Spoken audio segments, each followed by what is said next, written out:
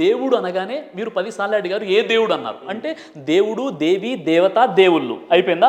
God, God's, goddess ఇక్కడ అయిపోయింది. కానీ అల్లా అంటే ఏ అల్లా అని చెప్పారు మీరు. కాబట్టి మేము అల్లా అని అంటాము. అల్లా అంటే దేవుడు అంతే. కాబట్టి ఇప్పుడు అల్లా అంటే ఏ అల్లా అల్లా అనేది ఏ అల్లా నేను ఎప్పుడు అడగలేదు. కారణం ఏంటంటే అది గొప్పతనం. అల్లా అంటే దేవుడు కాదు అనేది క్లియర్. ఆ పేర్లో గొప్పతనం అది. మీరు అన్నారు కదా అల్లా అంటే దేవుడు కాదు అనేది క్లియర్. అవును, క్లియరా? అల్లా దేవుడు కాదు, అది కాదు. మనం పిలుచుకోవడానికి అరబిక్ వాళ్ళ యూజ్ ఉన్నారు కాబట్టి వాళ్ళు అల్లా అని అనుకున్నారు. అల్లా అంటే దేవుడు, అల్లా అంటే దేవుడు. దేవుడు అంటే తెలుగులో పిలుచుకుంటున్నటువంటి పదం. అవును. సో అల్లా అనే పదానికి ఏ రకమైన ఇంపార్టెన్స్ మీరు ఇవ్వలేదు. దట్ ఈస్ క్లియర్ అంటున్నాను. ఇప్పుడు మీరు అల్లా అని మీరు గూగుల్లో సెర్చ్ చేస్తే ఏమొస్తుంది? ఓకే, ఏదో గాడ్ అని వస్తుంది, అయిపోయింది. ఆరాధనకి అర్హుడు అని తెలుగు చెప్తుంది అంటున్నాను. ఆల్మిటీ గాడ్ అంటే ఏంది అర్థం? అంటే అర్హుడు ఎవరు? అల్లా కాదు ఇప్పుడు మీ దృష్టిలో సృష్టికర్త. దాని ఆ సృష్టికర్త ఎవరు? అదే సార్, ఇప్పుడు సర్వేశ్వరుడు అన్నాను. ఇప్పుడు నేను చెప్పే విషయం ఏంటంటే ఎవరు ఎవరు ఎవరు ఎవరు అంటే ఎవరు కాదు. దాని ప్రకారంగా నేను చెప్పే విషయం ఏంటంటే దేవుడు సృష్టికర్త అని చెప్పడానికి వ్యూవర్స్ కన్ఫ్యూజ్ అవ్వకుండా నేను ఒక క్వశ్చన్ సూటిగా అడుగుతాను సార్. యేసు ప్రభుల వారు దేవుడా కాదా? యేసు ప్రభు వాళ్ళు దేవుడు కాదా? యెహోవా దేవుడా కాదా? యెహోవా అన్నది హెబ్రూ పరిభాష. మనం ఎస్ నోనే మాట్లాడదాం, కన్ఫ్యూజన్ అవుతుంది. యెహోవా అంటే దేవుడు, దేవుడు దేవుడు దేవుడు కాదు. మళ్ళీ ఇప్పుడు దేవుడు కాదు అని అంటే దేవుడు లేడు కదా మీ దృష్టిలో. మళ్ళీ యెహోవా దేవుడు ఎట్లా అంటే మీరు కొద్దిగా నన్ను కన్ఫ్యూజన్ చేస్తారు. కన్ఫ్యూజన్ ఏం చేయట్లేదు. ఒక నిమిషం, ఇంకో విషయం, రాముడు దేవుడా కాదా? రాముడు దేవుడు కాదు, పుణ్యపురుషుడు. మళ్ళీ నెక్స్ట్ అవతారం ఏంటైంది? ఎవరిది? రాముడు నెక్స్ట్ అవతారం ఏంటి? రాముడి నెక్స్ట్ అవతారం నవ అవతారాలు ఏంటి సార్? ఇప్పుడు దశావతారాలు ఉన్నాయి, నవవతారాలు కాదు. లేదు, 9వ అవతారం 10వ అవతారం కల్కి రూపంలో వస్తాడు అని చెప్పేసి అని అన్నాను. కల్కి సబ్జెక్ట్ వేరు. మీ దృష్టిలో ఇప్పుడు యెహోవా దేవుడు అయ్యాడు అంతేనా? నేను ఏం చెప్తున్నానంటే ఒక విషయం మీరు అర్థం చేసుకోండి సార్. ఒక విషయం ఏంటంటే మొహమ్మద్ ప్రవక్త దేవుడా కాదా? సార్ నా లైన్ ట్రాక్ మీరు మిస్ చేయండి. చెప్పండి. యేసు ప్రభుల వారు దేవుడా కాదా? యేసు ప్రభు దేవుడు కాదు, ఆయన మనకు అంతే చాలు సార్. తర్వాత మీరు డెఫినేషన్ ఇద్దరు. కానీ యేసు ప్రభుల వారు దేవుడు కాదు అని అన్నారు. యెహోవా దేవుడా కాదా? దేవుడు. అల్లా దేవుడా కాదా? దేవుని పేరు అల్లా. రైట్. ఇస్లాం సోదరులు పాటించే దేవుడు ఎవరు? ఇస్లాం సోదరులు పాటించే దేవుడు అంటే ఖురాన్ ప్రకారంగా వాళ్ళు ఆ భాష ఏదైతే ఎందుకు చెప్పలేకపోతున్నారు? అది అల్లా అంటున్నాను కదా. మళ్ళీ అల్లా దేవుడు కాదు అని అంటారు, మళ్ళీ అల్లా దేవుడు అని అంటారు. ఎందుకు కన్ఫ్యూజ్ చేస్తున్నారు సార్ మమ్మల్ని? చిన్న విషయం ఏంటంటే మీరు ఇక్కడ అర్థం చేసుకోవాలి. సరే, రాముడు దేవుడా కాదా? ఇక్కడ మళ్ళీ రాముడు దేవుడు కాదు, సాయిబాబా దేవుడు కాదు, శ్రీకృష్ణ వారు కూడా దేవుడు కాదు. వీళ్ళందరూ కూడా పుణ్యపురుషులు, మహనీయులు, మహానుభావులు. బైబుల్లో ఉన్న దేవుడు ఎవరు? ఇప్పుడు నేను అదే అంటున్నాను కదా, బైబుల్లో ఉన్న దేవుడు. ఇప్పుడు ఒక విషయం, క్రిస్టియన్ సోదరులంతా పాటించేటువంటి దేవుడు ఎవరు? అదే ఇప్పుడు ఒక విషయం చెప్తున్నాను మీకు. ఒక విషయం మీరు అర్థం చేసుకోవాలి. ముందు మిమ్మల్ని దేవుడు అనగానే దేవుని నమ్మండి అంటే మీరు ఏమంటారు? ఏ దేవుడు అన్నారు మీరు. అంటే మన గ్రంథాలలో ఉన్న విషయాన్ని పండితులు ఆ విధంగా తారుమారు చేశారు. ఎందుకు? చతుర్వేదాల్లో. వినండి, ఋగ్వేదం, యజుర్వేదం, సామవేదం, అథర్వణ వేదం, ఈ 4 వేదాల్లో కూడా దేవ ఏకహ నా ద్వితీయ తస్తుహ అన్న పదాలు చాలా స్పష్టంగా ఉన్నాయి. దేవుడు ఒక్కడే అని ఉందన్నమాట. దేవుడు ఒక్కడే అన్నప్పుడు మళ్ళీ ఏ దేవుడు ఏ దేవుడు ఏ దేవుడు అన్న విషయం ఎందుకు వస్తుందంటే ఆ దేవుని యొక్క గుణనామాలు కొన్ని ఉన్నాయి.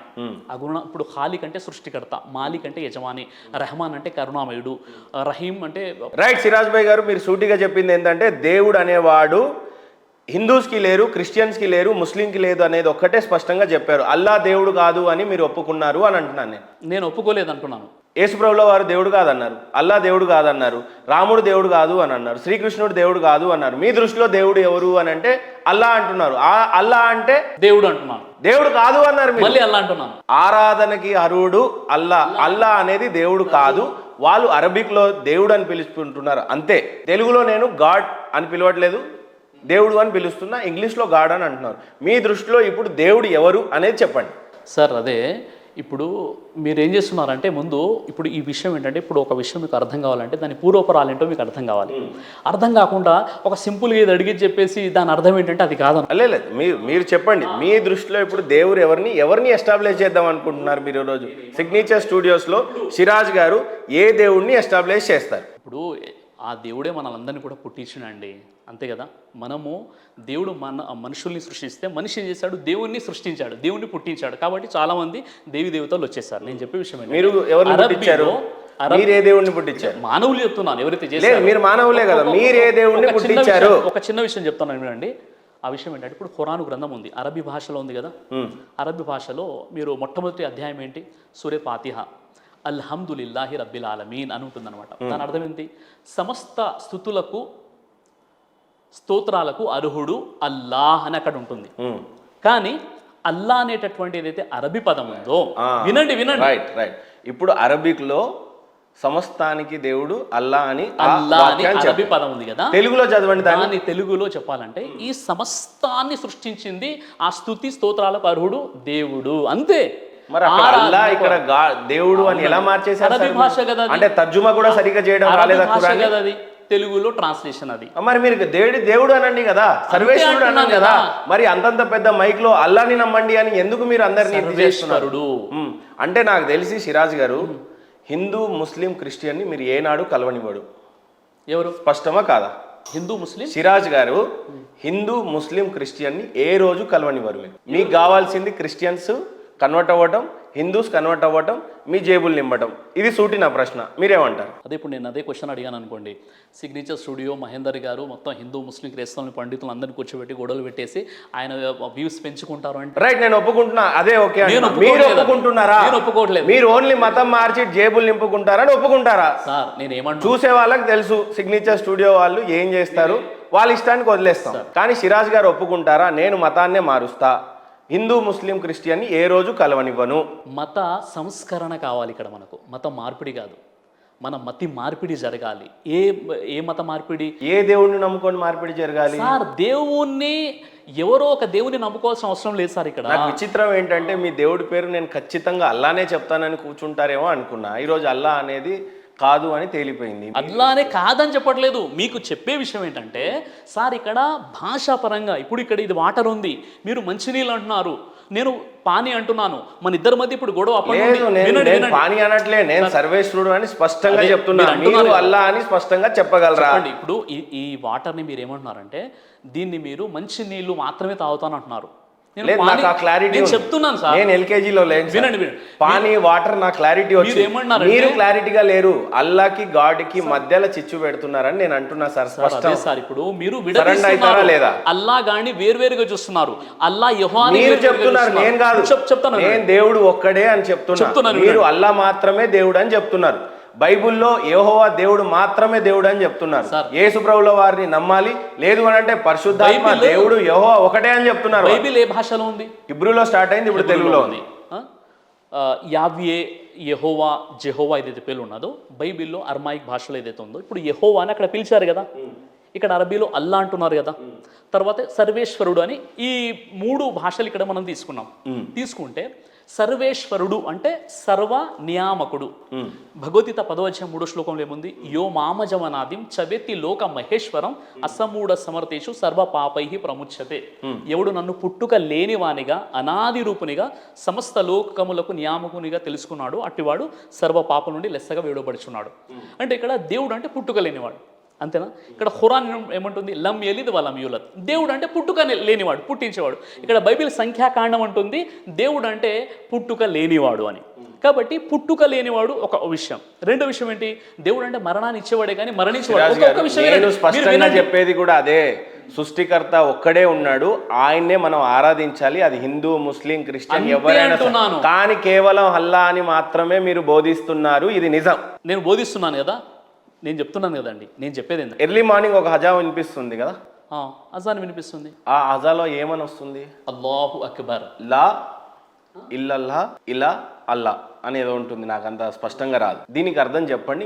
ముందు మీరు చదవండి దాన్ని. అల్లాహు అక్బర్, అల్లాహు అక్బర్ అంటే మానవుల్ని పుట్టించినటువంటి దేవుడు అల్లా అందరికంటే గొప్పవాడు. హయ్యాల్ అస్సలా అంటే మీరు ప్రార్థన వైపునకు రండి. చెప్పడం రాలే, నేను మళ్ళీ చెప్తా. హయ్యాల్ అల్ఫలా అంటే సాఫల్యం వైపునకు రండి అని. లా ఇల్లల్లా, లా ఇలహా ఇల్లల్లా, దీనికి అర్థం చెప్పండి చాలు. మీరు నేను స్పష్టంగా చదవలేదు కాబట్టి మీరు స్పష్టంగా లా ఇలాహా ఇల్లల్లా, దీని మీనింగ్ చెప్పండి చాలు. లా ఇలాహా ఇల్లల్లా అంటే అర్థం ఏంటంటే సృష్టికర్తైనటువంటి దేవుడు మాత్రమే ఆరాధనకు అర్హుడు, దీని అర్థం అండి. అల్లా అని లేదు లాస్ట్. అదే అంటున్నాను కదండి, అరబ్బీలో తెలుగులో ట్రాన్స్లేషన్ చేస్తే మళ్ళీ మీరు ఎందుకో దాచుకుంటున్నారు. సార్ నేను ఒక విషయం చెప్తాను. ఏ ఫండింగ్ కోసం తలంచకండి. సార్ ఒక విషయం ఏ మనుషుల కోసం తలవకండి. ఒక విషయం చెప్తాను. ధర్మం పక్షాన నిలబడండి. ఈ రోజు ఖచ్చితంగా దేవుడు మీ పక్షాన నిలబడతాడు. ఆ మీనింగ్ కి అర్థం దాచేశారు మీరు. సార్ దాచేయడం ఏంటండి? ఇప్పుడు మీరు నా మాట వినాలి కదా. వినండి. సృష్టికర్త దేవుడు ఒక్కడే ఉన్నాడు, ఆయన పేరు అల్లా, ఆయన తప్ప వేరొక దేవుడిని మీరు ప్రార్థించడానికి వీల్లేదు. పొద్దున్నే హజా వినిపిస్తుంది హిందూ సోదరులకు, ముస్లిం సోదరులకు, లేకపోతే చాలా మందికి హజాన్ గురించి తెలియదు. ఒక విషయం చెప్తాను. పొద్దున్నే మీరు మైక్ లో పెట్టి చెప్తారు అల్లా అనే దేవుడు ఒక్కడే ఉన్నాడు, ఈయన తప్ప ఇంకొక దేవుడు లేడు మీకు వేరొకడు అని చెప్తున్నాడు. దీన్ని మత మార్పిడి పొద్దున్నుంచే స్టార్ట్ అవుతుంది అనేది నేను అంటాను. మీరు కూడా అదే ఫాలో అవుతున్నారు అని చెప్తాను. మీరు ఏం చెప్పారు నాకు? లా ఇలాహ ఇల్లల్లా అంటే దాన్ని తర్జుమా చేయండి అని చెప్పాను. పూర్తి సెంటెన్స్ చేయాలా, లేక మీకు ఏదైతే కావాలో అది నేను ట్రాన్స్లేషన్ చేయాలా? ఫస్ట్ ఈ సెంటెన్స్ చెప్పిన తర్వాత పూర్తిగా చెప్పాలి కదా. అయితే ఏంటంటే లా ఇలాహ ఇల్లల్లా అన్నది ఏ భాష? అరబీ భాష. దాన్ని తెలుగులో ట్రాన్స్లేషన్ చేస్తే ఆరాధనకు ఆ ఒక్క దేవుడు తప్ప మరొకడు పూజ్యుడు కాదు అని దాని అర్థం ట్రాన్స్లేషన్ చేస్తే వస్తుంది. మీరేమంటున్నారంటే మొత్తం వినండి సార్, మీరేమంటున్నారంటే మీ బైబుల్ మీరు వినండి ముందు మీరు వినాలి కదా. మీ ఖురాన్ లో ఇప్పుడు అదే రాస్తుంది. మీరు వినండి, అదే ఉందండి. నేను అదే ఖురాన్ తీసుకొచ్చి తప్పు చేశారు. మీరు తెలివిగా ఖురాన్ తీసుకురాలేదు. దీనికి మీరు ఏమంటారు? ఇప్పుడు మీరు కొన్ని ఖురాన్ వాక్యాలు, ఇన్ని పుస్తకాలు మోసిన మీరు ఖురాన్ ఎందుకు మోయలేదు ఈ రోజు? ఇప్పుడు ఒక విషయం చెప్తాను వినండి.